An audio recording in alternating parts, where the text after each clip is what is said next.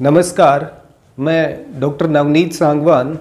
BCom part 1 EAFM paper first business economics है, उसमें last video में हम लोगों ने law of equi marginal utility क्या होता है इसके बारे में डिस्कस करा था। आज इसमें एक नया चैप्टर या फिर यूटिलिटी एनालिसिस है, उसमें फर्दर पहले हम लोग हैं वो कार्डिनल अप्रोच यानी कार्डिनल यूटिलिटी क्या होती है उसके बारे में डिस्कस कर चुके हैं। आज यहाँ पे इनडिफरेंस कर्व अप्रोच या इनडिफरेंस कर्व एनालिसिस जो ऑर्डिनल अप्रोच का पार्ट होता है, जिसमें क्रमवाचक उपयोगिता है उसकी गणना की जाती है। तो उदासीनता वक्र क्या होता है या फिर तटस्थता वक्र क्या होता है इसके बारे में आज डिस्कस करने जा रहा हूँ।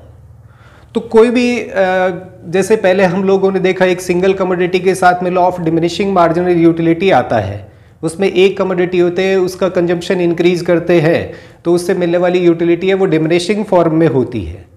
अब इनडिफरेंस कर्व एनालिसिस है, ये मल्टीपल कमोडिटी एनालिसिस माना जाता है, यानी यहाँ पर कम से कम दो कमोडिटी अपने पास में होती हैं जिनके कॉम्बिनेशन से एक इनडिफरेंस कर्व है वो निकल के आता है। इनडिफरेंस कर्व में डिफरेंट आपके सेटिस्फेक्शन पॉइंट्स होते हैं, उनको मिलाते हैं तो इनडिफरेंस कर्व है उसका निर्माण होता है। The locus of all commodity combination from which a consumer derives the same level of satisfaction form as indifference curve, यानी वस्तुओं के सभी संयोगों जिनमें किसी उपभोक्ता की संतुष्टि का समान स्तर प्राप्त होता हो के बिंदु मार्ग से एक उदासीनता वक्र का निर्माण होता है। यानी ये वो कर्व या वो वक्र होता है जिसके हर एक पॉइंट पर एक कंज्यूमर है वो इनडिफरेंट रहता है या तटस्थ रहता है या उदासीन रहता है। रीजन बीइंग उसको हर पॉइंट पे एक समान या सेम लेवल ऑफ सेटिस्फेक्शन है वो मिलता है, एक समान संतुष्टि मिलती है और इसीलिए इसको इनडिफरेंस कर्व या उदासीनता वक्र या तटस्थता वक्र बोला जाता है। अब उसके बाद में जैसे हम लोग इकोनॉमिक्स में सारे डिफरेंट टॉपिक्स की स्टडी करते हैं उसमें अजम्पशंस आती हैं, वैसे ही इसमें भी कुछ इसकी अजम्पशंस हैं जिनको assumptions of indifference curve analysis के नाम से जाना जाता है। यहाँ पे जो IC लिखा है उसका मीनिंग यहाँ पे इनडिफरेंस कर्व से आता है, यानी उदासीनता या तटस्थता वक्र विश्लेषण की क्या क्या मान्यताएं होती हैं, जिसमें नंबर 1 आता है होमोजीनियस एंड डिविजिबल कमोडिटीज, वस्तुओं का समरूप एवं विभाजनीय होना। इनडिफरेंस कर्व एनालिसिस में ये अज्यूम करा जाता है, ये माना जाता है कि जो कमोडिटीज़ होंगी उनको हम सभी लोग डिफरेंट पार्ट्स में डिवाइड कर सकते हैं, यानी वो डिविजिबल होती हैं और जितनी भी यूनिट्स हैं वो होमोजीनियस होती हैं। होमोजीनिटी है वो एवरी एस्पेक्ट में आती है, उसकी क्वांटिटी क्वालिटी इन सभी एस्पेक्ट्स में। तो जितनी भी वस्तुएं या जिनके रेफरेंस में हम लोग स्टडी करते हैं वो होमोजीनियस होती है प्लस वो डिविजिबल होती हैं जिनको डिफरेंट पार्ट्स में डिवाइड करा जा सकता है। फिर सेकंड आता है रैशनल बिहेवियर ऑफ कंज्यूमर, उपभोक्ता का विवेकशील व्यवहार। ये भी अज्यूम करके चला जाता है कि कोई भी कंज्यूमर है उसका बिहेवियर है वो रैशनल होगा, यानी वो एक रैशनल ह्यूमन बीइंग होता है जिसको हर एक एस्पेक्ट जिस पर्टिकुलर कमोडिटी के रेफरेंस में कर रहे हैं उसकी प्राइसेस वगैरह और मार्केट का और सब चीज़ों का नॉलेज होता है, तो उसे एक रैशनल बिहेवियर वाला कंज्यूमर माना जाएगा। फिर थर्ड आता है ऑर्डिनल अप्रोच, क्रमवाचक दृष्टिकोण। जैसे कार्डिनल अप्रोच है उसमें यूटिलिटी को कार्डिनल नंबर्स में लाइक 1 2 3 4 5 इस टाइप से मेजर करते थे।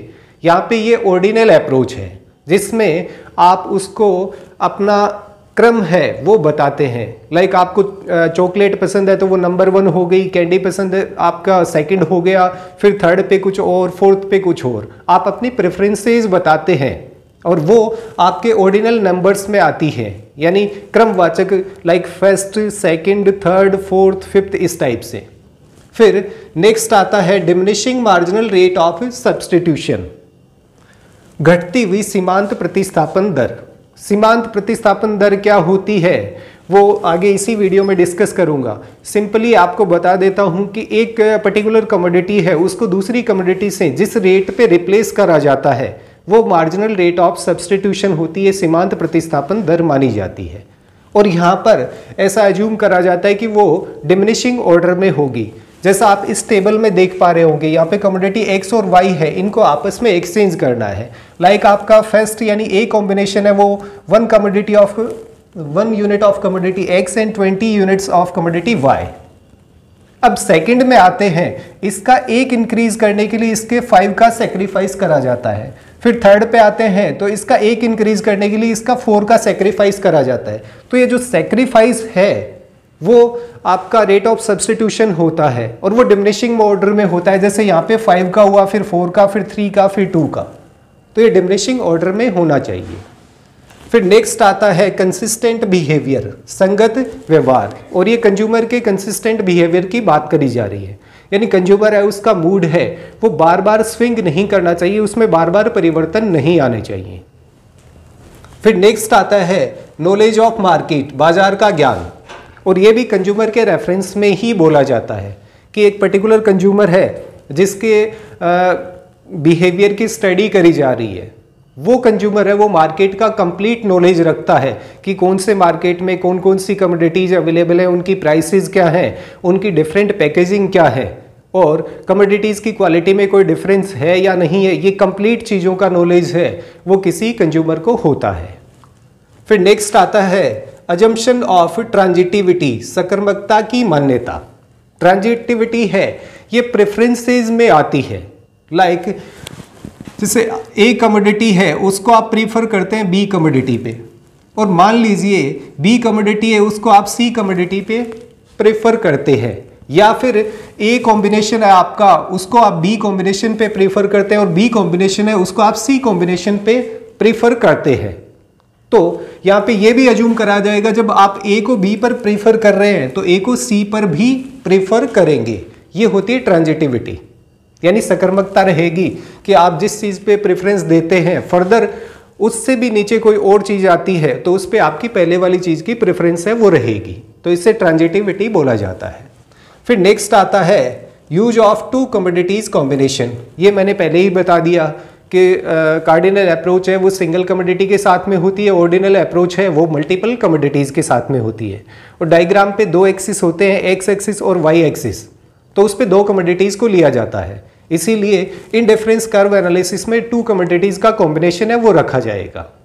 और लास्ट आता है इंडिपेंडेंट स्केल ऑफ प्रेफरेंस, स्वतंत्र प्राथमिकता क्रम, यानी कोई भी कंज्यूमर है उसका जो प्रेफरेंस है वो इंडिपेंडेंट होगा।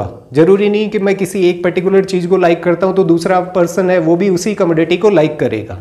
हर एक पर्सन का इंडिपेंडेंट उसका प्रेफरेंस लेवल या क्रम है वो देखने को मिलता है। तो इन सारी अजम्पशंस के साथ में फर्दर इंडिफरेंस कर्व है उसकी स्टडी करी जाती है।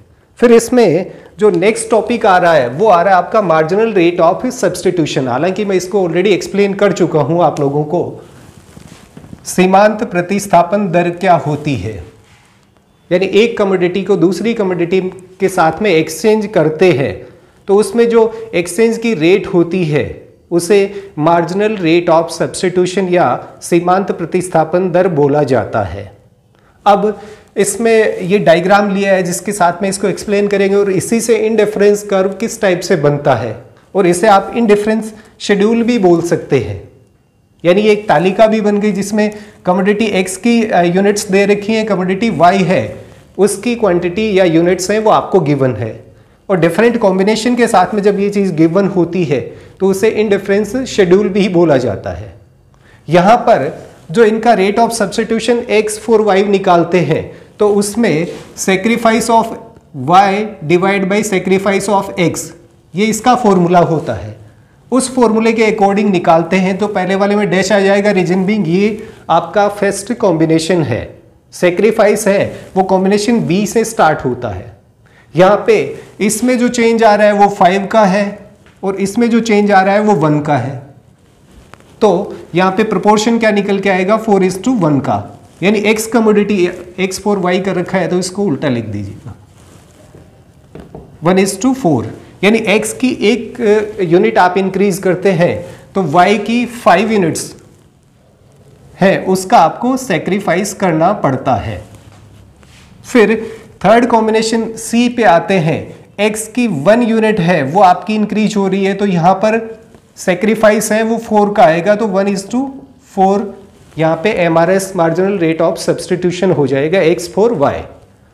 ऐसे ही फिर थर्ड से फोर्थ पे आप आते हैं, x की 1 कमोडिटी इंक्रीज हो रही है, तो यहाँ पे 3 का सेक्रीफाइस आपको करना पड़ रहा है। पहले 11 यूनिट आपके पास में थी, अब 8 रह जाएंगी, तो रेशियो है वो 1:3 का हो जाएगा। और ऐसे ही लास्ट ई कॉम्बिनेशन तक आप आते हैं, 1 यूनिट ऑफ कमोडिटी x है वो इंक्रीज होती है, उसकी एवज में 2 यूनिट्स ऑफ कमोडिटी y आपको सेक्रीफाइस करनी पड़ती है। तो इस केस में आपका प्रोपोर्शन या रेशियो हो जाएगा 1:2 का। अब ये रेट है वो डिमिनिशिंग ऑर्डर में है, और ये चीज़ हम लोगों ने अजम्पशन में भी देखी थी कि मार्जिनल रेट ऑफ सब्स्टिट्यूशन है वो डिमिनिशिंग फॉर्म में होनी चाहिए। आप यहाँ पर देखोगे एक कमोडिटी है उसको तो आपने कांस्टेंट रखा है, और दूसरी कमोडिटी है उसका सेक्रीफाइस है वो पहले 5 का था, फिर 4 का होता है, फिर 3 का होता है, फिर 2 का होता है। ये रेट ऑफ सब्स्टिट्यूशन है वो डिमिनिशिंग फॉर्म में होती है। अब इसी से आप इसका कर्व बनाते हैं तो वो इंडिफरेंस मैप बन जाएगा, जिसे आप कुछ इस टाइप से बना सकते हैं।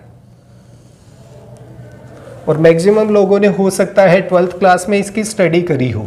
वाई एक्सिस, ये एक्स एक्सिस पे यूनिट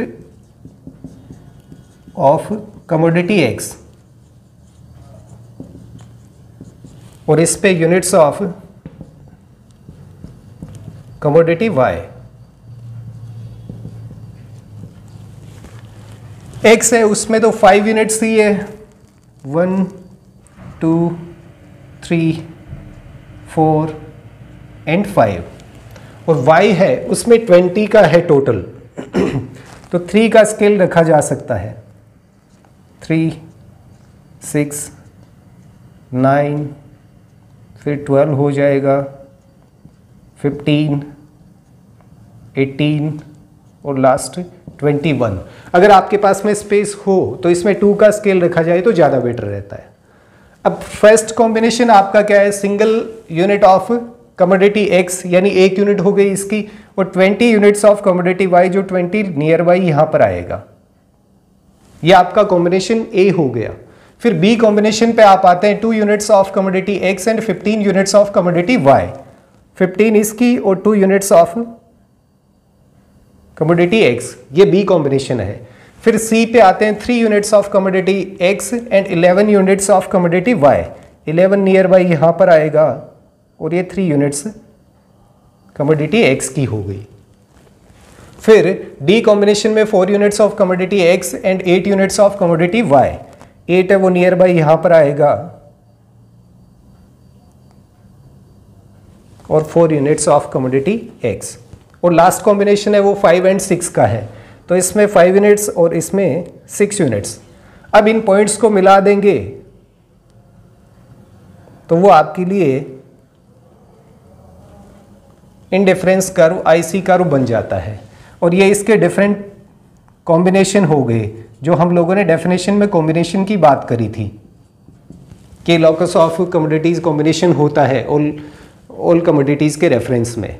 तो ये डिफरेंट कॉम्बिनेशन है, इन हर एक कॉम्बिनेशन पे एक कंज्यूमर को सेम लेवल ऑफ सेटिस्फेक्शन मिलता है, चाहे वो 20:1 का रेशियो रखे या 15:2 का रेशियो रखे। ये डिफरेंट पॉइंट्स है, और इन हर एक पॉइंट पे ये कंज्यूमर है वो इनडिफरेंट, उदासीन या तटस्थ रहता है, इसीलिए इसको इंडिफरेंस कर्व, उदासीनता वक्र या तटस्थता वक्र बोला जाता है।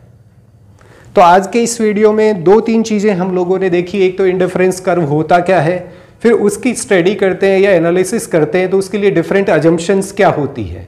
फिर उसमें एक पॉइंट आता है मार्जिनल रेट ऑफ सब्स्टिट्यूशन, वो होता क्या है, जिसमें एक कमोडिटी को दूसरी कमोडिटी के साथ में रिप्लेस करा जाता है, और जो सेक्रीफाइस की रेट होती है वो मार्जिनल रेट ऑफ सब्स्टिट्यूशन होता है। फिर उसका शेड्यूल क्या होता है, फिर आईसी कर्व किस टाइप से बनाते हैं, उसका मैप क्या होता है, इसके बारे में हम लोगों ने डिस्कस करा है। नेक्स्ट वीडियो में इसकी डिफरेंट कैरेक्टरिस्टिक्स या फीचर्स क्या होते हैं उनके बारे में डिस्कस करेंगे। तो आज की इस वीडियो में इतना ही। Thank you. जय हिंद, जय भारत।